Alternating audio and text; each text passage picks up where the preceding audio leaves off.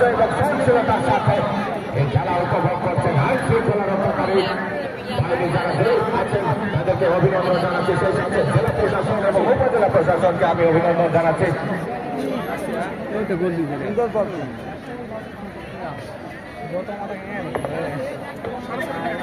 আমি ধন্যবাদ জানাচ্ছি অত্র উপজেলার সকল শিক্ষক এবং যারা শিক্ষার্থী আছেন তাদেরকে।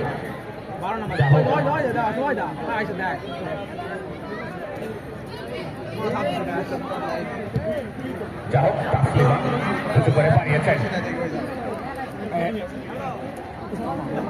এবারে ওই সত্য যে ভিত রচনা করেছেন ওখানে রাত্রি, যা হোক